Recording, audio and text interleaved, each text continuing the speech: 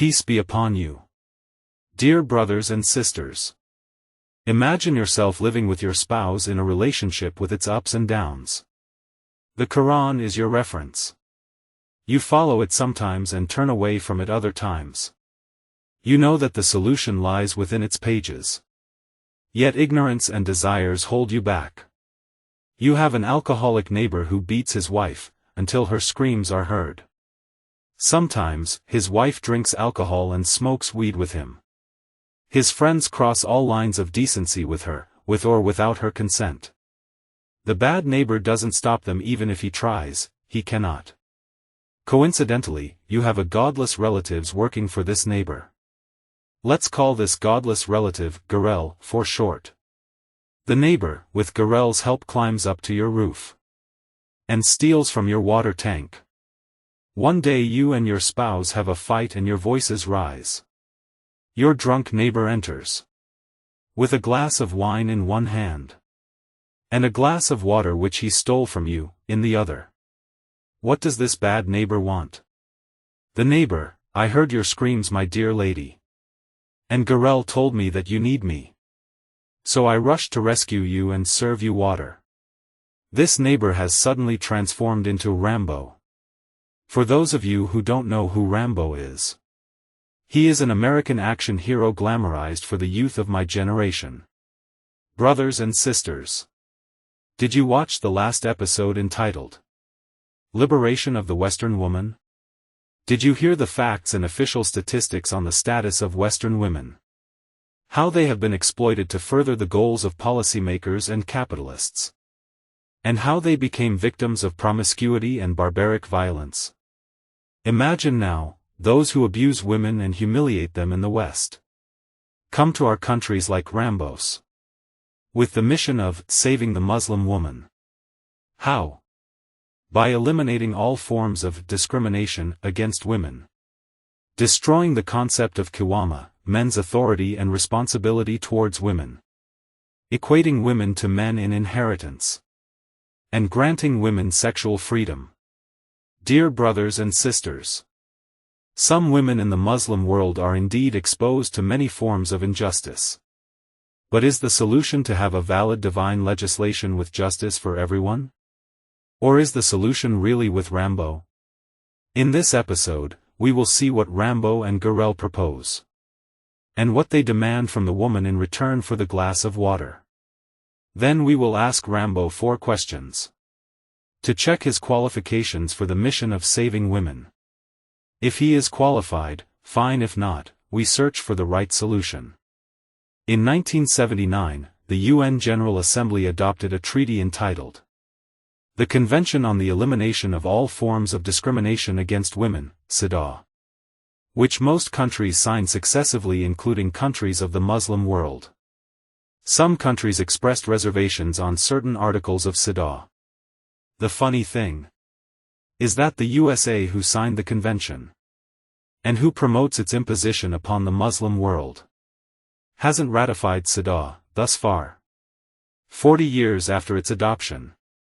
Although the U.S. ratification of CEDAW has been discussed many times, the discussions always end up with the refusal to ratify CEDAW, the refusal to enact it into law. Despite the criticism the USA faces from Amnesty International and others. But why? Who's preventing its ratification? It is the conservative politicians and religious leaders, who argue that the treaty is at best unnecessary, and at worst subjects the U.S. to the whims of an international agency, the UN.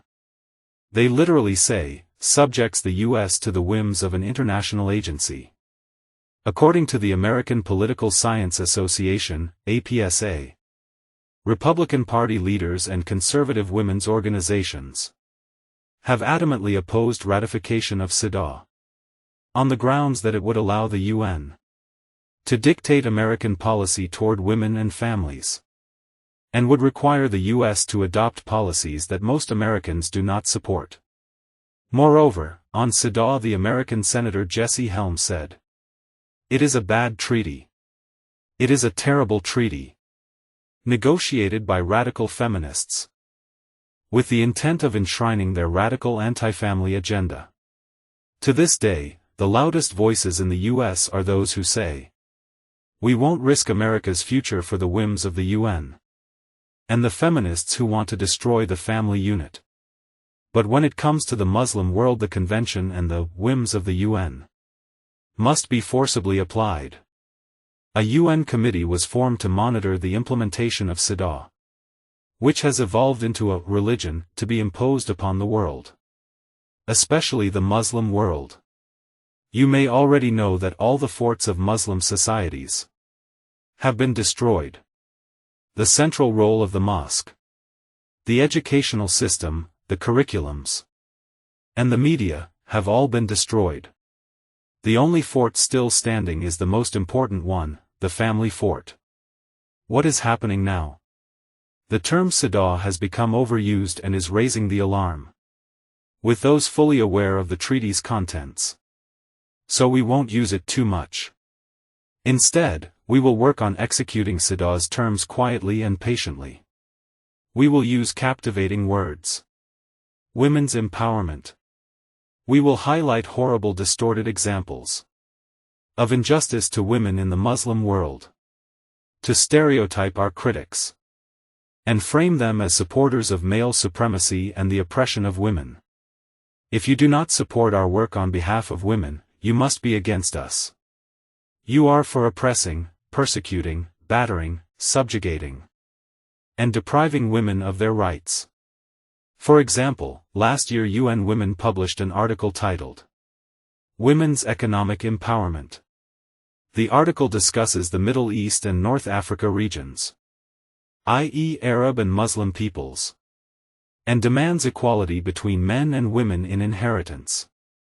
Among its so-called list of tragedies suffered by women is that only a percentage of women engaged in illicit affairs can enjoy sexual freedom in their relationships, i.e. the rest don't have sexual freedom outside of marriage. So how can we tempt Muslims to accept Sidah without mentioning its name?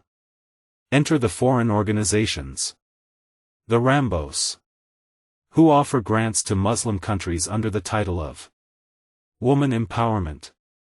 There are so many of these entities, some even in Eastern countries like Japan. Any local authority in the Muslim world wishing to avail itself of these grants has to meet certain goals. Of course, these goals are the exact milestones for Sidah, removing the need to mention Sidah by name. In other words, they resort to the slippery slope principle. No matter how much we embellish our agenda, some Muslims might still regard it as an intrusion, which contradicts their religion and morals. Enter Garel, who will play the role of imploring help from Rambo. Oh Rambo, help us. Women in our countries are oppressed. Rambo charges to the rescue carrying the glass of water and opening his arms wide to receive the persecuted Muslim woman. In return, Garel must submit a report every 4 years to the committee monitoring the implementation of Sidah in the UN. If the committee is unhappy with the pace of implementing Sidah, it will send its interrogations to the country falling behind. Do you still discriminate in inheritance? Is it true that a woman still needs a guardian to approve her marriage in your country? Is it true that a woman's sexual freedom is criminalized and considered illicit? They call them interrogations in order to frame these practices as accusations that countries have to exonerate themselves from. In fact, the UN Women Watch office was set up to monitor the status of women globally, with a special focus on Muslim women, of course, giving Rambo a guarantee that the Muslim woman will run into his open arms, away from her evil husband or father. Dear viewers, it is very important to know that the transparency of these foreign organizations and local Garels in implementing Sidah depends on the local environment of each Muslim country. If its people are asleep, with no idea of what's going on, the country's reservations will be quietly withdrawn, without anyone noticing. Rambo will then openly demand the implementation of Siddha. However, in countries where there's some resistance left, Rambo will patiently give Gorel a chance to lay the groundwork. What you see happening in the countries rushing towards Rambo is what you should expect to see soon in conservative countries. If reformers' voices are hushed and people become heedless of what's happening, Rambo's attention is now heavily focused on Palestine. In 2014, Palestine's representatives to the UN signed Siddha without any reservations. Without any reservations.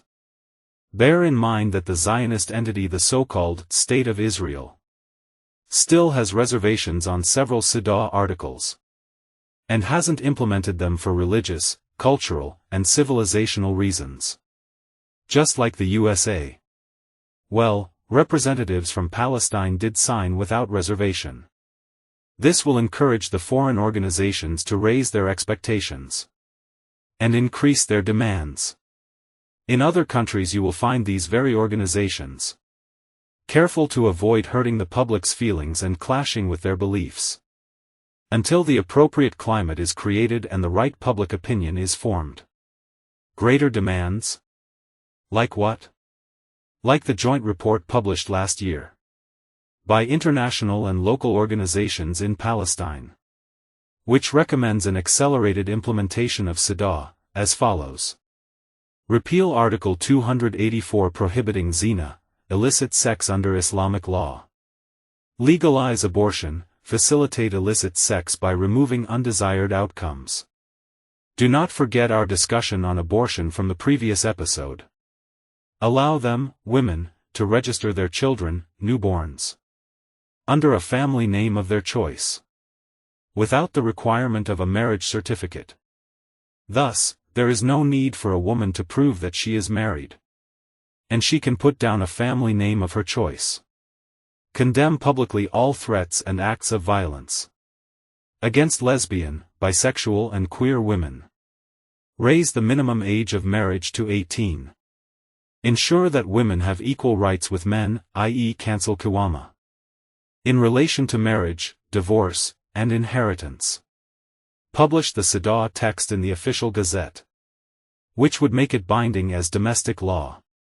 In other words, facilitate various forms of religious prohibitions. Inhibit what is religiously permissible and fragment families. The report further recommends that Palestine submits a progress report to the Siddha Committee every 2 years, instead of the standard 4-year reporting period for the rest of the world. Is it really possible that such recommendations will be implemented? Let's watch this example of an UN-backed representative for Palestine. Interviewer, let's discuss your idea of using sports to spread global awareness of the Palestinian issue. Is it true? Guest, sure, why not? Which is better, to be seen with covered faces or with shorts? For our girls to be seen all covered in hijab, modest clothing, or to be seen bare-legged playing sports? Interviewer, you mean football, right? Guest, I think this is important. Sports in Palestine is not only for athletic achievement purposes, but also to achieve a political purpose. In a country neighboring Palestine, the local European Coordination Agency issued a report criticizing the exclusion of non-married intimate partners from the definition of family members. In other words, couples living in sin should be allowed to register themselves as a family as they do in Western countries. The report also condemned marriage for girls under the age of 18 and denounced social discrimination against homosexuals. What is even more astounding is that the report expressed dismay with the treatment of sex workers, prostitutes. After discussing the aggression against homosexuals, the report states, prostitution faces the same issues because the taboos surrounding this subject prevent local organizations from adopting this issue. Despite the high levels of harassment and abuse constantly faced by sex workers. Sex workers. Aha! You want this country to become like Germany, with its 400,000 prostitutes catering to 1 million men a day. As per The Economist. Of course, all this language in their reports is presented in the context of addressing other real problems facing women, such as refugee women fleeing wars, women with special needs, and women facing injustice, subjugation, abuse and violence, etc. As a way of mixing truth with falsehood. Dear viewers, we have yet to talk about Rambo's bargain with women, the price for Rambo's glass of water. In terms of religious, moral and political concessions. For example, in Palestine, some aid agencies require women to sign documents condemning legitimate resistance of the occupation as a condition of the grant. Rabiha Diab, Minister of Women's Affairs, described such aid as a blatant interference in the work of feminist organizations. She added, some aid agencies have gone so far as to interfere not only in the nature of projects, but also in deciding who works on a project. This is exactly what Rambo wants in exchange for the glass of water. He operates under the glamorous slogan of women empowerment. Social, economic, and political empowerment. They are three organized, structured, and calculated steps. First, social empowerment of women, to promote individualism among women. Distance them from the family unit, promote rivalry with men. And encourage women to refuse all forms of kiwama and guardianship. If the discourse is in a more open environment, it would also encourage promiscuity under the title of sexual freedom. This newly freed woman, like her foreign sisters, whom we discussed before, will need a source of income to achieve her independence from men. Her liberation from man's kiwama and responsibility. Her freedom to commit zina, have abortions, or be a lesbian, without his interference. This leads to the second step. The economic empowerment of women, where women are given grants to help them achieve economic independence and job opportunities in all fields without conditions, religious or otherwise. Third, the political empowerment of women, through the propagation of ideas to form a public opinion among women, that their happiness and the solution to their problems is in social and economic empowerment. Hence, they should demand that decision-makers enact laws which empower women to accomplish these goals. What's wrong with you, man? Don't you want women to be empowered? You must be against women. You support their social oppression, their economic impoverishment, and political marginalization. We won't even listen to you or give you a chance. We won't listen to the solution you propose. Enough oppression, men.